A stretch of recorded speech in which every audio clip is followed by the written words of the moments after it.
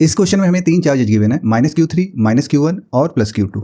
अब इसमें -Q1 पे लगने वाले फोर्सेस जो कि x डायरेक्शन में हो वो किसके प्रोपोर्शनल होगा ये फाइंड करना है। एट फर्स्ट हम -Q3 और -Q1 को ऑब्जर्वेशन में लेते हैं, तो ये दोनों लाइक चार्जेज हैं तो रिपेल करेगा। Q1 पे लगने वाला फोर्स का डायरेक्शन फोर्थ क्वाड्रेंट में होगा। इसी के साथ हम नेगेटिव y एक्सिस को भी ड्रॉ कर लेते हैं। अब इसका ये वर्टिकल अपोजिट एंगल है तो ये भी थीटा हो जाएगा।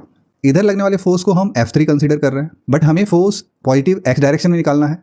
F3 का नेगेटिव y एक्सिस में जो कंपोनेंट आएगा वो होगा F3 cos थीटा, और वहीं पॉजिटिव x डायरेक्शन में जो कंपोनेंट आएगा वो होगा F3 sin थीटा। तो यहाँ हमें पॉजिटिव x डायरेक्शन में एक फोर्स मिल गया है जो कि है F3 sin थीटा।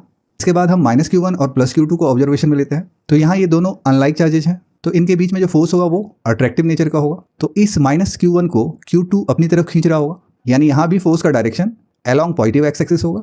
इसे हम F2 कंसीडर कर लेते हैं। अब यहाँ से हम F नेट कैलकुलेट कर सकते हैं जो कि होगा F2 + F3 sin थीटा।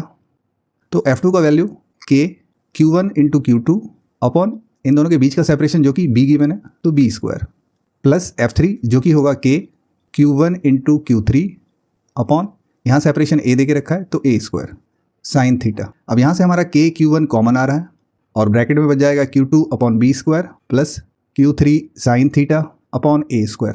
अब यहाँ से इस कांस्टेंट टर्म के बदले हम प्रोपोर्शन का साइन यूज कर सकते हैं, तो इससे मेरा F नेट आएगा Q2 upon B² plus Q3 sin theta upon A²